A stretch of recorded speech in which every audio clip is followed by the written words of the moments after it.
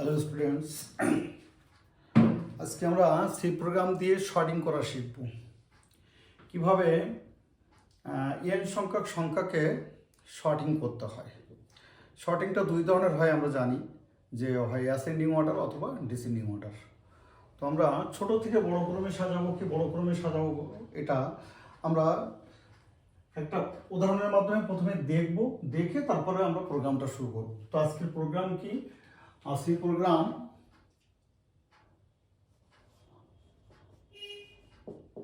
write a C program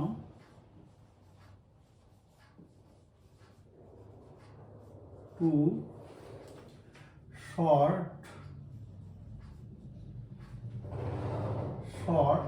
list of n numbers, list of n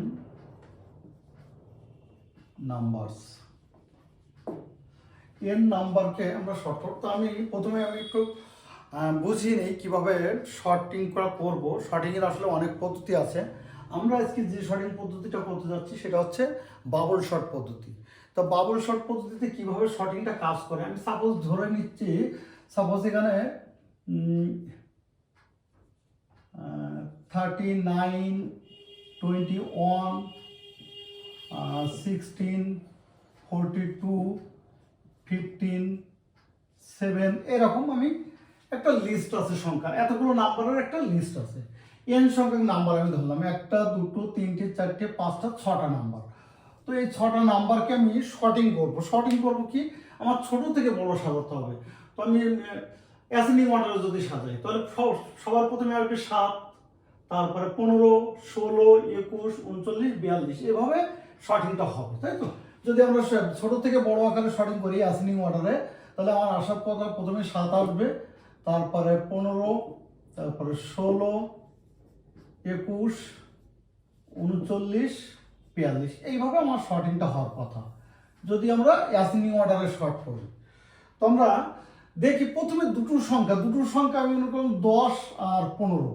এই দুটো সংখ্যাকে আমাকে যদি কম্পেয়ার করতে কি ছোট বড়, তাহলে এই দুটো সংখ্যাকে কম্পেয়ার করতে গেলে আমার কয়বার কম্পেয়ার করতে হয়? একবার। 10 থেকে 15, 10 আর 15 মধ্যে কে বড়। এবার যদি আমি 3টি সংখ্যা দিই, তাহলে আমাকে এর ভিতরে সবচেয়ে বড় সংখ্যাটা খুঁজে বের করার জন্য কয়বার কম্পেয়ার করতে হয়? 10 থেকে 15 যদি বড় হয়, এই দুটোর ভিতরে কে বড় তার থেকে মানে দুবার কম্পেয়ার করতেছি। প্রথমে এই দুটোর ভিতরে কম্পেয়ার করে একবার দেখে নিলাম কে বড়, সেই বড়টার সঙ্গে আবার পরেরটাকে কম্পেয়ার করে দেখলাম এটা কোনটা বড়। তখন দুবার কাজ করতে হয়। তখন সংখ্যা যদি দুটো থাকে তাহলে আমাকে বড় বা ছোট নির্ণয় করতে গেলে একবার কম্পেয়ার করতে হয়। 3টি হলে আমাকে দুবার, যদি 4টি হয় তাহলে তার থেকে আরেকবার 3বার কম্পেয়ার করতে হয়। এভাবে তার মানে এন সংখ্যক সংখ্যা যদি থাকে আমাদের, তাহলে আমাদের n-1 বার কম্পেয়ার করতে হয়। এটুকু আগে বুঝে নেব যে আমাদের n-1 বার কম্পেয়ার করতে হয়। এখন আমি দেখি যে এখানে আমি বাবল শর্টের মাধ্যমে কিভাবে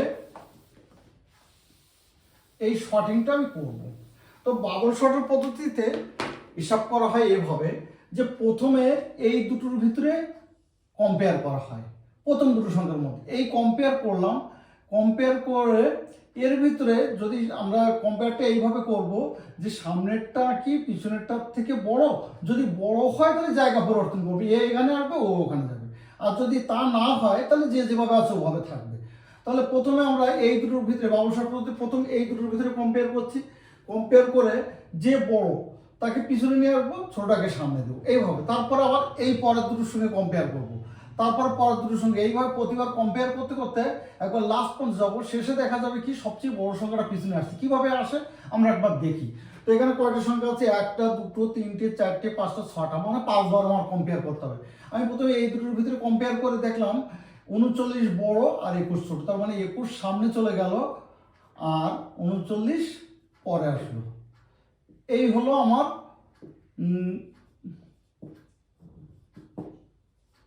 প্রথম, যখন আমি প্রথম পাসটা করছি, যখন আমি একবার পাস করে দেখবো আগে, তো আমার এবার কাকে একে কম্পেয়ার করবো। একে কম্পেয়ার করার জন্য কি লিখলাম? 21 লিখলাম। এবার আবার 16 সামনে আসবে, তারপরে কত? 39 চলে যাবে, এরপরে 42, এরপরে 15, এরপরে 7। তারপর আবার এই দুটোর ভিতরে কম্পেয়ার।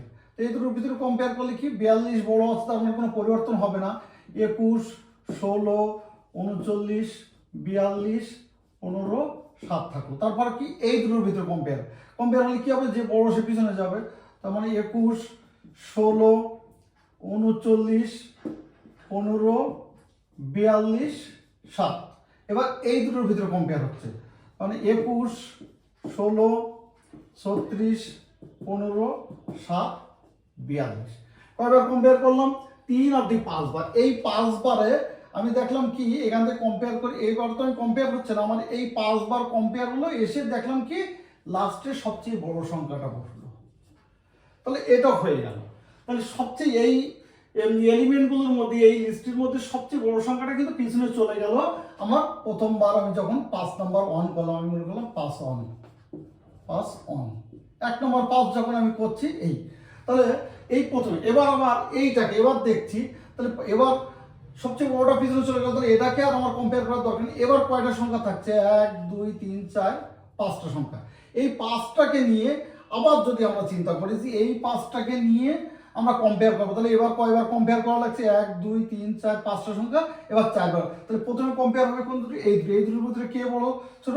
আমরা দেখছি যে এইটা ছোট, তাহলে এর সামনে চলে যাবে। 16, 21, 36, 15, 7 এই পর্যন্ত চলে গেল। ওটা তো আমার থাকছে, ওটা নিয়ে আমাদের আর কোনো, এটা আর কম্পেয়ার করবো না, আমরা এই পর্যন্ত বারবার চিন্তা করছি।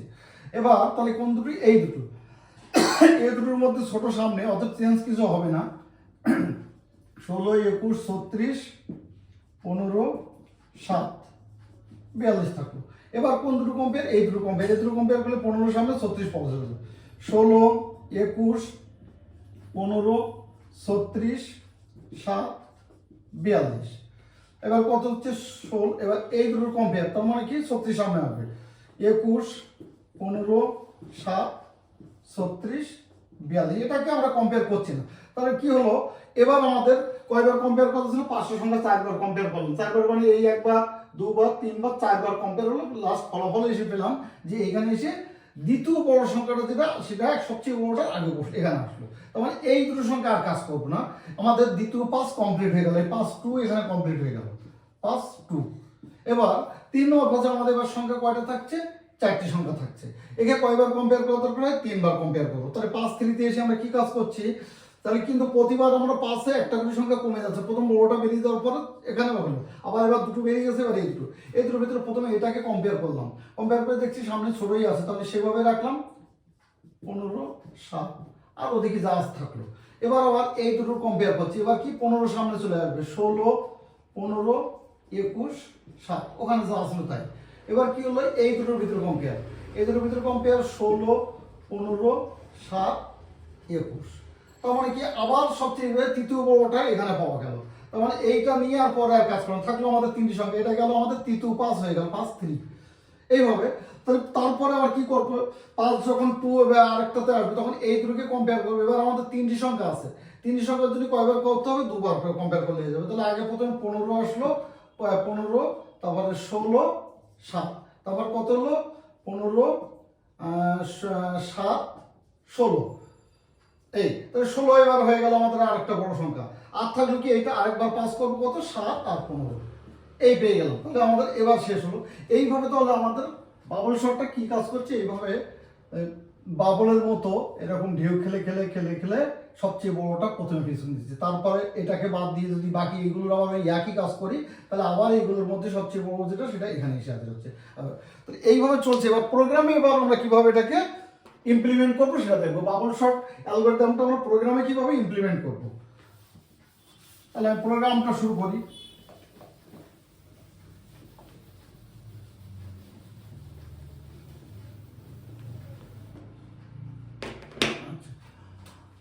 প্রোগ্রাম শুরু করছি আমি। ইনক্লুড stdio.h, আর একটা নিচ্ছি conio.h। এটা যদিও অপশনাল, আমরা নিতে পারি নাও নিতে পারি। Include conio.h। আমি ওদিকে একটু জায়গা রাখছি, পরে যদি ও পাশে আমার দরকার হয় আমি সেজন্য এই পাশ দিয়ে প্রথমে শুরু করছি। ভয়েড মেইন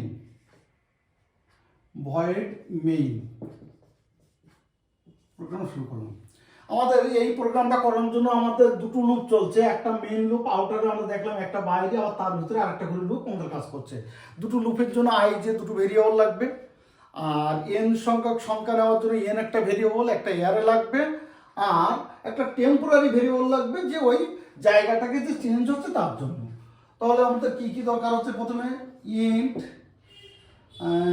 এন হচ্ছে আমাদের সংখ্যাটা, তারপরে আই জে, আর টেম্প বলে একটা ভেরিয়েবল না, integer i j i n আর টেম্প। আরেকটা দিচ্ছি আমি অ্যারেটা আলাদাভাবে ধরছি, একসাথে ধরলেও হয়, আমি আর অ্যারে বলে এখানে অ্যারেতে 100টা এলিমেন্ট, ম্যাক্সিমাম এলিমেন্ট আমি 100 ডিক্লেয়ার করে রাখলাম। আচ্ছা, এবার স্ক্রিনটাকে আমি ক্লিয়ার করি, CLR প্রথমে কাজ কি, আমাদের কতগুলো সংখ্যা সেটা আমি এই আমাদের লিস্টে মোট কতগুলো সংখ্যা, এন সংখ্যক সংখ্যা, এন এর মানটা চেয়ে নিতে হবে। তাহলে প্রিন্টএফ দিয়ে প্রথমে কি বলবো, প্রিন্টএফ দিয়ে enter the number of elements, enter the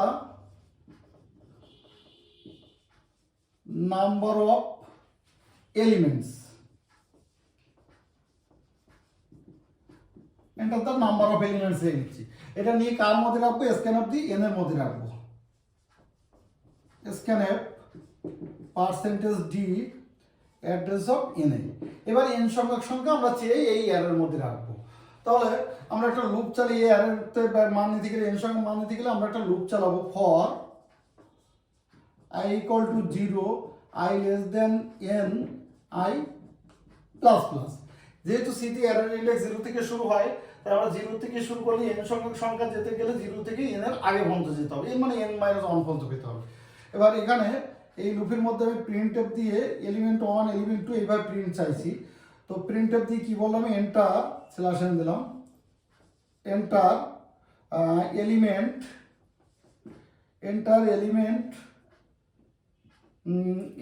%d, এই জায়গাটায় এলিমেন্ট 1 এলিমেন্ট 2 এলিমেন্ট 3 এইভাবে বলবে। সেটা বসানোর জন্য আমাকে কি করতে হবে, কোটেশন শেষ, এই জায়গাটা i+1 করে দিচ্ছি। আয়ের মান যদি আমরা প্রথমবার 0 দেখলাম, তাহলে ও কি বলবে, এন্টার এলিমেন্ট 1, মানে আয়ের সাথে 1 যোগ করে এখানে বসিয়ে দিল। এবার যখন আয়ের মান 1 আসবে তখন ও বলবে এন্টার এলিমেন্ট 2, এন্টার এলিমেন্ট 3, এইভাবে আমাদের এলিমেন্টগুলো ও দিতে থাকবে। এবার এই এলিমেন্টটা তো দিলে এবার নিয়ে রাখবো কোথায়, এই অ্যারের মধ্যে। তাহলে স্ক্যানআপ দিয়ে %d অ্যাড্রেস অফ আর হচ্ছে আমাদের অ্যারেটার নাম, অ্যারে আইতে, অ্যারের ইন্ডেক্স কত, আই, অ্যারে আইতে আমরা সংখ্যাটা নিয়ে রাখলাম। এইগুলো আমাদের কি হলো, সংখ্যাগুলো নেওয়া হয়ে গেল। সংখ্যাগুলো নেওয়ার পরে এবার যদি চাই আমরা এই এলিমেন্টগুলো শো করাতেই পারি, কিন্তু আমি শো না করে আমি একবারে সাজানোর পরে শো করে দিচ্ছি। তাহলে এলিমেন্টগুলো আমরা দিয়ে দিলাম, নেওয়ার পরে এরপরে এই অংশটা আমি পাশে দেখাই। আচ্ছা, তাহলে আমি এখানে অরিজিনাল এলিমেন্টগুলো একটু দেখিয়ে দিই, জায়গা আছে যখন এই পাশে আমি দেখিয়ে দেই, ফর i equal to উপরে এলিমেন্টগুলো বলে দিই, বিফোর সর্টিং এলিমেন্টস আর প্রিন্টএফ দিয়ে কি বললাম, বিফোর সর্টিং এলিমেন্টস আর, before sorting the elements, before sorting the elements, sort করার আগে এলিমেন্টগুলো কি সেটা আমরা একবার দেখিয়ে দেই। For i equal to 0, i less than n, i plus plus. Printf দিয়ে আর এলিমেন্টগুলো দেখাবো, প্রিন্টএফ দিয়ে %d, আমরা আর এলিমেন্টগুলোর পাশে সবগুলো এলিমেন্ট একটু কমা দিয়ে দেখাবো, একটা কমা দিয়ে রাখলাম, কমা দিয়ে এখানে কি হবে, অ্যারে আই এলিমেন্টগুলো, এইখানে অ্যারের এলিমেন্টগুলো থাকলো। আমরা যেহেতু একটা লাইন, তাই আমরা ফরের মধ্যে সেকেন্ড ব্র্যাকেট দিচ্ছি না। তাহলে for i equal to 0, i 1 থেকে n পর্যন্ত প্রত্যেকটা সংখ্যা আগে যেভাবে আমরা দিয়েছি সেগুলো দেখলো। এবার আমরা শর্টিং করব। শর্টিং করার জন্য আমরা কি করছি, প্রথমে আউটার লো, আমি বলেছি কি যে যতগুলো এলিমেন্ট থাকে তার থেকে একবার কম কম্পেয়ার করতে হয়। তাহলে ফর দিয়ে প্রথমে i equal to 0 থেকে শুরু করলাম, i লেস দেন, এবার কত হবে, n-1, লেস দেন n হচ্ছে যতগুলো সংখ্যা, তার থেকে -1 করলে একবার কম হয়ে গেল, i less than n, i plus plus, loop শুরু করলাম। এর ভিতরে এবার পরের loop for J equal two কত, জে শুরু হবে 0 থেকে, জে লেস দেন, এখানে n-1 আছে, আমরা বলেছি কি n-1 তো ছিল। এবার প্রতিবার যখন একটা করে শেষ হয়ে যাচ্ছে তখন একটা সংখ্যা আমরা বাদ দিচ্ছি প্রতিবার, যেটা একবার এই আউটার লুপ একবার কমপ্লিট হওয়ার পরে ফিরি যখন আসছে তখন একটা কমে যাচ্ছে। তার মানে আই যদি 1 হয় একবার কমবে, আই 2 হলে দুবার কমবে, তাহলে মাইনাস আই করে দিলাম আমরা এখানে, আর জে প্লাস প্লাস এটা করলাম। তাহলে এবার এর আন্ডারে এসে এবার আমাদের চেক করব কি, যে ইফ অ্যারে জে হচ্ছে 0তম এলিমেন্ট যেটা, সেটা অ্যারে জে যদি এ r r array j plus 1 দ্বিতীয়টা, তার মানে অ্যারে জে হচ্ছে যদি 0তম এলিমেন্টটা আর 0 প্লাস 1 1তম, 0 আর 1তম এলিমেন্টের থেকে মানে এটা যদি পরেরটা হয় এটা হবে আগেরটা, তাহলে পরেরটার থেকে আগেরটা যদি বড় হয় তাহলে আমাদের কি কাজ করার কথা বলেছি আমরা, ওটা ইন্টারচেঞ্জ করে দেবো ভ্যালু ইন্টারচেঞ্জ করার জন্য কি করব, এই সামনে যেটা এলিমেন্টটা আছে ওটাকে একটা টেম্পোরারি জায়গায় রেখে দিলাম, তাহলে টেম্প নামে যে ভেরিয়েবলটা ধরেছি, টেম্প ইকুয়াল টু কি করব, এ আর আর জে, অ্যারে জেতে এটা কিন্তু জে, ঠিক আছে, দ্বিতীয় লুপের মানটা আমি যেটা জে এর কথা বলছি, আই নয় কিন্তু জে। তাহলে অ্যারে জেটাকে কি করলাম, টেম্পোরারিতে আমরা কি করছি, অ্যারে জের মানটাকে টেম্পোরারি জায়গায় রাখলাম। এবার এই জায়গাটাতে কাকে রাখবো, অ্যারে জে প্লাস 1 কে, a r r array j plus 1, a r r array j equal to কি করবো, অ্যারে জেতে রাখবো এ আর আর জে প্লাস 1। এবার অ্যারে যে মানটা এই যে 1তম জায়গায় এলিমেন্টটা 0তম জায়গায় আসলো, এবার 1তম জায়গায় কাকে আনতে হবে, এই টেম্পে যে মানটা রেখেছিলাম মানে 0তম জায়গার মান সেটা ওখানে পাঠাতে হবে। তাহলে array j plus 1 equal to কি হবে, টেম্প। তাহলে এই তিনটি লাইনের কাজ কি, শুধুমাত্র নাম্বারটাকে চেঞ্জ করে দিল, পিছনেরটাকে সামনে দিল। কখন, যদি সামনে বড় থাকে তাহলে আর পিছনে ছোট থাকে, তাহলে সামনে বড় পেলে এইটাকে ওইখানে নিয়ে আসবে। তার মানে আমরা যে জায়গায় যে আছে তাকে টেম্পে রেখেছি, এবার এই এলিমেন্টের ভিতরে এই ভেরিয়েবলটার ভিতরে এইটার মানটা জে প্লাস 1 এর মানটা এখানে নিয়ে আসলাম। এবার জে প্লাস 1 এ কাকে মান নিয়ে আসলাম, টেম্পের মানে কি ছিল, জেটা ছিল, জায়গাটা চেঞ্জ হলো। তাহলে আমাদের এইটুকু কাজ, আমাদের এই লুপ শেষ হলো। এবার এই পরের লুপ, তারপরে এই লুপ ভালো করে খেয়াল করতে হবে। আমাদের ইফটাই শেষ হলো, এইখান দিয়ে এটা হচ্ছে ইনার লুপ আর এটা হচ্ছে আউটার লুপ। এবার প্রিন্ট দিয়ে আমি আগের মতোই এরকম ডিসপ্লে দেখাবো। তাহলে এবার আফটার শর্টিং, প্রিন্টএফ দিয়ে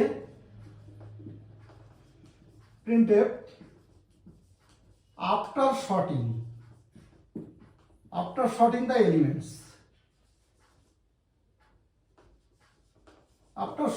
এলিমেন্টস,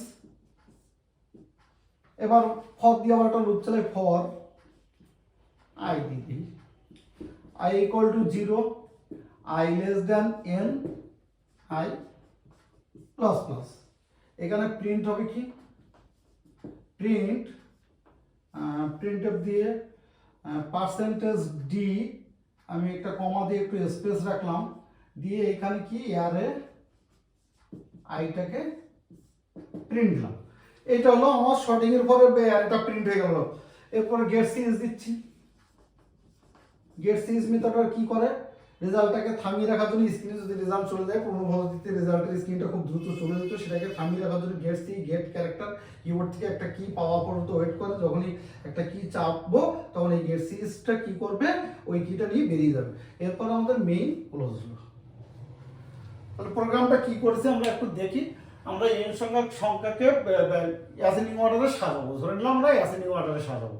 তো আমরা এন সংখ্যা নেওয়ার জন্য এন এর মানটা নিয়েছি, প্রথমে enter the number of elements, কতগুলো এলিমেন্ট লাগবে সেই এলিমেন্টের সংখ্যাগুলো ছেড়ে দিলাম। তারপর 0 থেকে n পর্যন্ত, n এর আগে পর্যন্ত মানে ওই এন সংখ্যা আমরা একটা অ্যারের মধ্যে নিয়ে নিলাম। নেওয়ার জন্য স্ক্যানএফ ইউজ করে percentage D address of array আইতে নিচ্ছি। এবার নেওয়ার পরে শর্টিং করার আগে সংখ্যাগুলো কি অবস্থায় ছিল সেটা আমরা দেখালাম, যে বিফোর শর্টিং দ্য এলিমেন্টস কি, 0 থেকে লেস দ্যান n পর্যন্ত আমরা সবগুলো এলিমেন্ট দেখালাম। এরপর এখানে আমরা কি কাজ করেছি, আমরা কাজ করেছি হচ্ছে অ্যাসেন্ডিং অর্ডারে সাজানোর জন্য এই শর্টিং প্রসেসটা এখানে করেছি। আমি বলেছিলাম কি, যতগুলো সংখ্যা থাকে তার থেকে কি করতে হয়, একবার কম চেক করতে হয়।